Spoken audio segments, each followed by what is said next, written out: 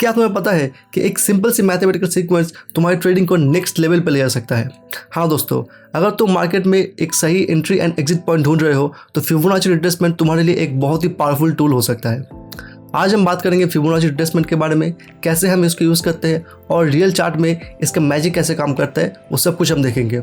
So without wasting any more time, let's get started.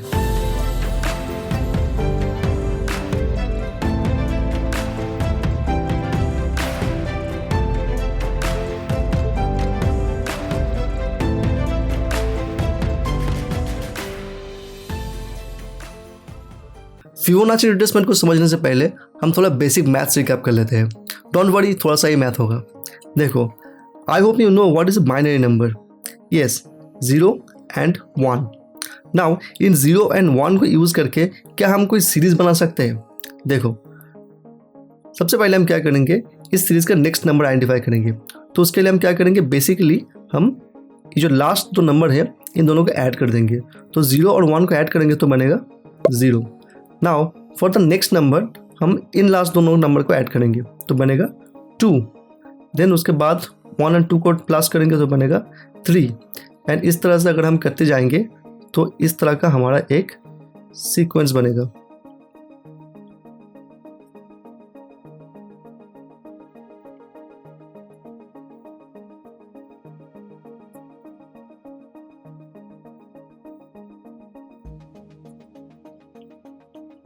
तो ये जो सीरीज़ हमारे पास यहाँ पर बन के आया है, इस सीरीज़ को हम कहते हैं फिबोनाची सीरीज़।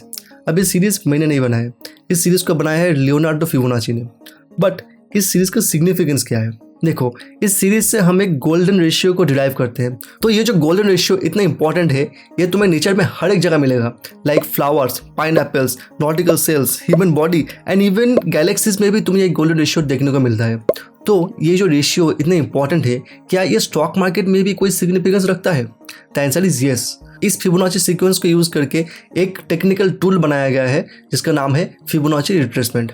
अब इसे हम रियल चार्ट में प्लॉट करके देख लेते हैं ये कैसे काम करता है। तो फर्स्ट हम अपने फायर्स के ट्रेडिंग टर्मिनल में आ चुके हैं।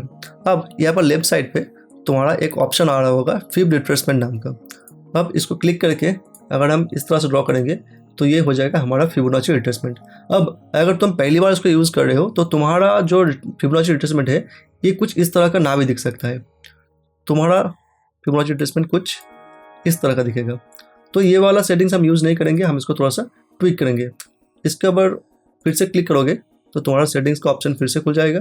एंड यहाँ पर अगर तुम्हें 1 के बाद जो भी नंबर्स है इन सबको अनचेक कर देना है, ठीक है। और ये जो बैकग्राउंड का ओपेसिटी है इसको थोड़ा सा कम कर देना है। तो तुम्हारा सेटिंग्स कुछ इस तरह का हो जाएगा।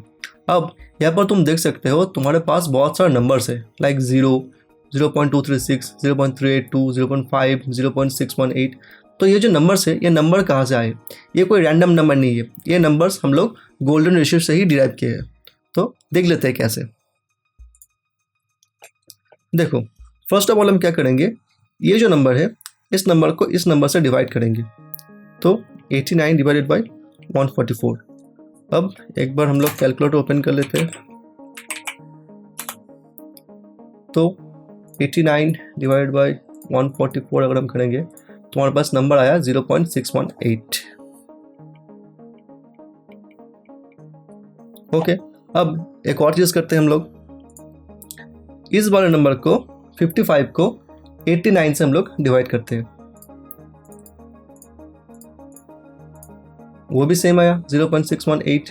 अब एक और चीज़ करते हैं हम लोग, ये जो 34 है इसको 54 से डिवाइड करते हैं, 55 से डिवाइड करते हैं, तो ये भी हमारा 0.618 ही आ रहा है। तो हम लोग देख सकते हैं अगर हम लोग एक नंबर को उसके नेक्स्ट नंबर से डिवाइड करते हैं तो हमारा एक नंबर आता है 0.618। अब हम लोग एक और काम करते हैं, इस नंबर को छोड़कर उसके पहले नंबर को इससे डिवाइड करते हैं। तो क्या बनेगा? Let me open the calculator.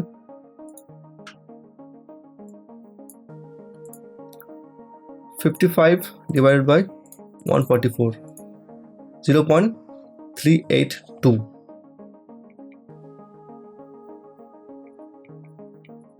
ये एक नंबर आया।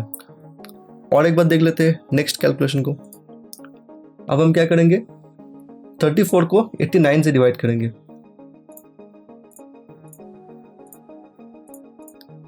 तो ये भी आया 0.382। तो अगर तुम ये ऐसा करते जाओगे तो हर एक नंबर तुम्हें 0.382 ही मिलेगा। अब एक लास्ट और एक नंबर देख लेते हैं। अब हम लोग दो नंबर्स को छोड़ देंगे और इस नंबर को इससे डिवाइड करेंगे।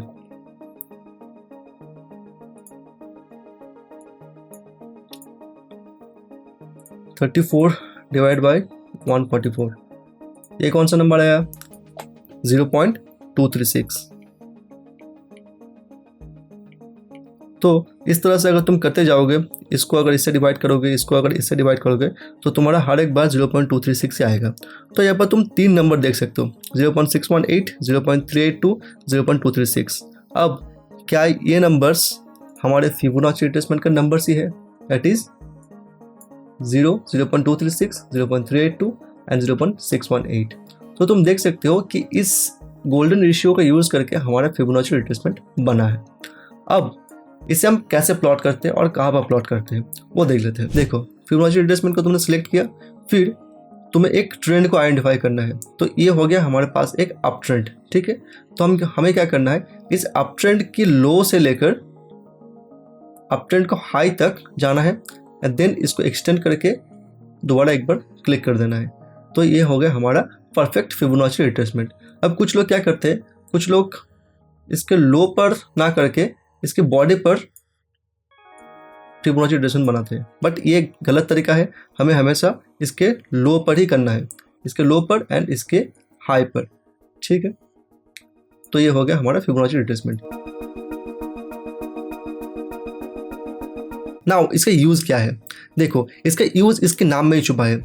इसका नाम क्या है? फिबोनाची रिट्रेसमेंट, यानी कि ये हमें रिट्रेसमेंट ढूंढने में हेल्प करता है। अब हम लोग रिट्रेसमेंट कब ढूंढते हैं? जब भी एक मार्केट अप ट्रेंड में होता है या फिर एक डाउन ट्रेंड में होता है, तो उस अप ट्रेंड के दौरान कहीं बीच में हम लोग एंट्री नहीं लेते हैं। हम लोग रैंडमली कहीं पर किसी कैंडल पे एंट्री नहीं लेते हैं। हम लोग वेट करते हैं एक रिट्रेसमेंट का या फिर एक पुल बैक का। जब भी वो पुल बैक आता है, देन उस पुल बैक के बाद हम उस ट्रेंड में एंट्री लेते हैं, इधर इन द अप साइड और in the down side. But हम लोग आइडेंटिफाई कैसे करेंगे कि कौन सी लाइन तक ये जो रिट्रेसमेंट है ये होगा, और ये रिट्रेसमेंट जो है ये बाकी में एक रिट्रेसमेंट है या फिर एक रिवर्सल है? तो इस चीज़ को ढूंढने में हमें हेल्प करता है फिबोनाची रिट्रेसमेंट। नाउ अब हम रिट्रेसमेंट को कैसे आइडेंटिफाई करेंगे? देखो, इसके लो से लेकर हाई तक अगर तुमने एक फिबोनाची रिट्रेसमेंट बनाया है तो तुम्हारा यहाँ पर कुछ लेवल्स दिख रहा होगा, जैसे कि 0.236, 0.382, 0.5, इस तरह का कुछ लेवल्स दिख रहा होगा। ये सारे लेवल्स इंपॉर्टेंट है क्योंकि इन सारे लेवल्स पर प्राइस रिट्रेसमेंट ले सकता है। तो प्राइस फर्स्ट ऑफ ऑल क्या करेगा, इस फर्स्ट लेवल पर आएगा। फर्स्ट लेवल को अगर रिस्पेक्ट करता है तो ठीक है, अगर रिस्पेक्ट नहीं करता है तो फिर से प्राइस नीचे जाएगा एंड देन उसके बाद यहाँ से रिट्रेसमेंट ले सकता है। अब ये सारे ही लेवल्स इंपॉर्टेंट है, बट दो लेवल्स है जो कि बहुत ही ज़्यादा इंपॉर्टेंट है, that is the 0.5 level and 0.618 level. ये जो लेवल्स के बीच का एरिया है इनको हम गोल्डन एरिया कहते हैं। क्यों? क्योंकि यहाँ पर सबसे ज़्यादा रिट्रेसमेंट हमको देखने को मिलता है। इस पॉइंट तक सबसे ज़्यादा मैक्सिमम रिट्रेसमेंट हो सकता है एंड उसके बाद प्राइस क्या करता है, अपने ट्रेंड में कंटिन्यू करता है। बट कभी कभी क्या होता है, इस प्राइस को, इस लेवल को प्राइस तोड़ देता है, तोड़ के नीचे आ जाता है। और जब ये प्राइस तोड़ के इस 0.786 लाइन को भी तोड़ देता है तब हम इसको रिवर्सल मान लेते हैं। तब ये और रिट्रेसमेंट नहीं है, ये एक रिवर्सल हो चुका है।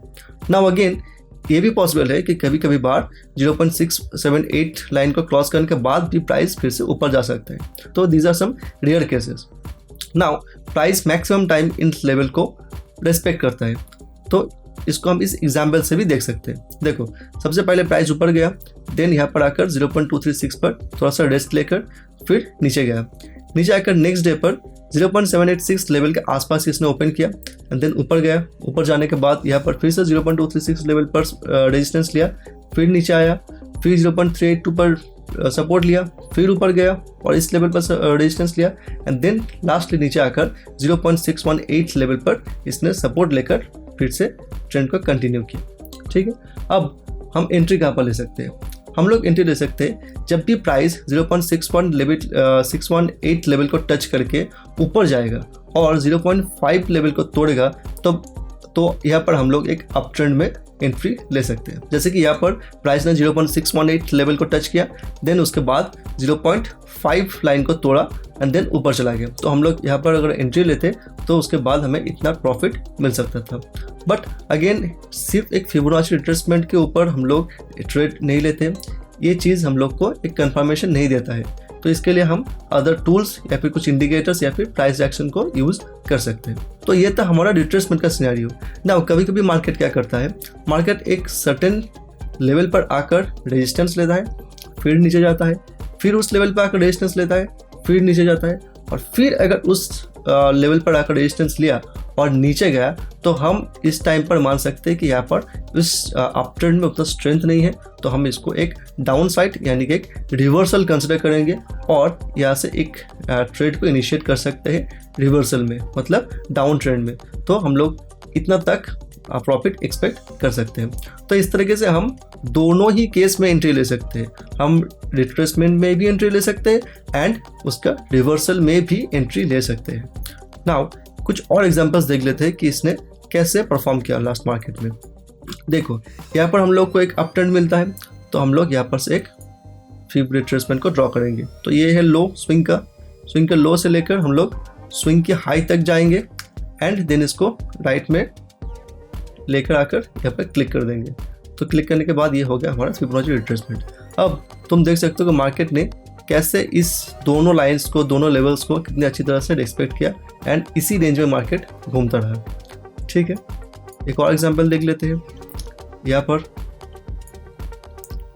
यहाँ से लो से लेकर इस हाई तक हम लोग मार्क करेंगे और देखो प्राइस ऊपर गया, ऊपर जाने के बाद कैसे 0.5 लाइन को रिस्पेक्ट करके ऊपर गया, फिर से इस 0.5 में सपोर्ट लेकर प्राइस फिर से ऊपर चला गया। एक और एग्जांपल देख लेते हैं। नाउ इन दिस एग्जांपल अगर हम देखेंगे, ये है हमारा स्विंग लो एंड अगर हम इसको स्विंग हाई तक लेवल को ड्रॉ करेंगे तो ये हो गया हमारा फिब रिट्रेसमेंट। अब तुम देख सकते हो कि प्राइस ने कितनी अच्छी तरह से 0.618 लेवल को रेस्पेक्ट किया है, इवन 0.5 को। तो ये जो गोल्डन एरिया है, इस गोल्डन एरिया को बहुत अच्छी तरह से प्राइस रेस्पेक्ट करता है। अब मैंने तुमसे क्या कहा था, जब भी प्राइस इस पॉइंट से रिट्रेसमेंट लेकर ऊपर जाएगा और इस लाइन को तोड़ देगा, इस लेवल को तोड़ देगा, तो हम लोग इसको अपर साइड में यानी बाई साइड में एंट्री ले सकते हैं and we can expect up to the zero line. तो देखो इस तरह से अगर हम एंट्री लेते तो यहाँ पर हम लोग का अच्छा प्रॉफिट हो जाता। ठीक है, बट सिर्फ फिबोनाची टूल का यूज़ करके हम मार्केट में एंट्री नहीं लेते हैं, क्योंकि फिबोनाची रिट्रेसमेंट हमें कहीं पर भी बाइंग या फिर सेलिंग का सिग्नल नहीं देता है। फिबोनाची रिट्रेसमेंट हमें दो चीज़ का हेल्प करता है। फर्स्ट ऑफ ऑल हमें रिट्रेसमेंट का पॉइंट्स, रिट्रेसमेंट का लेवल्स आइडेंटिफाई करने में हेल्प करता है। दूसरा, अगर उस रिट्रेसमेंट के आसपास कोई एक मेजर सपोर्ट एरिया या फिर कोई मेजर रेजिस्टेंस एरिया बनता है तो उस मेजर सपोर्ट और रेजिस्टेंस एरिया की वैलिडिटी चेक करने में हमको हेल्प करता है। कैसे, एक बार देख लेते हैं। तो हमारे इस एग्जाम्पल में हम देख सकते हैं कि 0.618 के पास यहाँ पर मार्केट ने पहली बार एक बार सपोर्ट लिया था। तो यहाँ पर हम लोग इस सपोर्ट को ड्रॉ कर लेते हैं। अब अगर मार्केट ने यहाँ पर सपोर्ट लिया है तो इस सपोर्ट का वैलिडिटी भी हमको चेक करना है। तो इसके लिए हम क्या कर सकते हैं, इसके लिए हम दो चीज़ कर सकते हैं। फर्स्ट ऑफ ऑल हम प्रीवियस प्राइस को देख सकते हैं और हम आइडेंटिफाई करने की कोशिश करेंगे कि क्या यहाँ पर मार्केट ने इससे पहले कभी भी सपोर्ट लिया है। तो हम देख सकते हैं कि इस जगह पर मार्केट ने एक बार दो बार सपोर्ट लिया है, इवन यहाँ पर भी एक सपोर्ट हम मान सकते हैं इस जगह पर। तो ये हमारा एक तरीके से एक वैलिडिटी हुआ। नाउ दूसरा वैलिडिटी कैसे हो सकता है, दूसरा वैलिडिटी हो सकता है ये जो 0.618 लेवल है और ये जो हमारा सपोर्ट लेवल है, ये दोनों बहुत ही आसपास है। मतलब ये जो एरिया हमारा बनता है, this area is very powerful and the price will respect, there is a possibility that the price will respect this area. और फ्यूचर में हम देख सकते हैं कि प्राइस ने इस एरिया को बहुत ही अच्छी तरह से रिस्पेक्ट किया है। तो इस प्राइस को हम लोग, इस लेवल को हम लोग एक अच्छा सपोर्ट एरिया मान सकते हैं एंड उसके बाद हम लोग एक और कंफर्मेशन मिल सकता है कि ये ट्रेड क्या होगा, बाउंस बैक होगा, मतलब फिर से अप ट्रेंड में इसको कंटिन्यूएशन मिलेगा। तो इस तरीके से हम क्या करते हैं, एक सपोर्ट लाइन या फिर एक रेजिस्टेंस लाइन का वैलिडिटी चेक करते हैं। तो फिबोनाची रिट्रेसमेंट टूल का हम यूज़ बस इसी दो सिनेरियो में करते हैं। फर्स्ट ऑफ ऑल क्या करते हैं हम लोग, एक सपोर्ट लेवल या फिर एक रेजिस्टेंस लेवल का वैलिडिटी चेक करते हैं। दूसरा, एक प्राइस जो अप ट्रेंड में है वो अप ट्रेंड कहाँ तक रिट्रेसमेंट ले सकता है या फिर किस पॉइंट से लेकर रिवर्सल हो सकता है, इस चीज़ को आइडेंटिफाई करने में फिबोनाची रिट्रेसमेंट हमारा हेल्प करता है। बट अगेन मैं तुम्हें एक बात बता दूं, फिबोनाची रिट्रेसमेंट का यूज़ करके हम ट्रेड नहीं लेते हैं। हम फिबोनाची टूल्स को यूज़ करते हैं दूसरे ट्रेडिंग स्ट्रैटेजीज़ का कंफर्मेशन के लिए। अगर तुम्हारे पास कोई स्ट्रैटेजी है, मतलब कोई इंडिकेटर का यूज़ करके या फिर किसी सपोर्ट रेजिस्टेंस का यूज़ करके अगर तुमने एक स्ट्रैटेजी बनाया है और उस स्ट्रैटेजी के अकॉर्डिंग तुम्हारा एक बाय सिग्नल या फिर सेल सिग्नल तुम्हें मिलता है, तो उसको एक डबल कंफर्मेशन के लिए तुम फिबोनाची रिट्रेसमेंट का यूज़ कर सकते हो। क्या वहाँ पर एक मेजर रेजिस्टेंस लेवल है, क्या वहाँ पर एक मेजर सपोर्ट लेवल है, क्या उसके आसपास कोई मेजर फिबोनाची रिट्रेसमेंट का जो लेवल्स है वो है। तो अगर तुम्हें मिल जाता है then we can make a confluence and enter in a trade. So that's all about Fibonacci retracement. Now I am telling you again that these tools are absolutely amazing, but never make a mistake of using the tool alone. Always combine it with some indicators or price action to minimize your losses. अगर तुम्हें video पसंद आया है तो like and share जरूर करना और comment section में मुझे बताओ if you have any queries. Also अगर तुम टेक्निकल एनालिसिस सीखना चाहते हो तो मेरे टेक्निकल एनालिसिस बिगिनर सीरीज जो कि बिल्कुल ही फ्री है और बस खत्म ही होने वाला है, उसको चेकआउट जरूर करना। And also do not forget to subscribe to this YouTube channel and press the bell icon for more stock market related videos like this. Until next time, keep learning, keep growing, stay awesome. मिलते हैं अगले video में।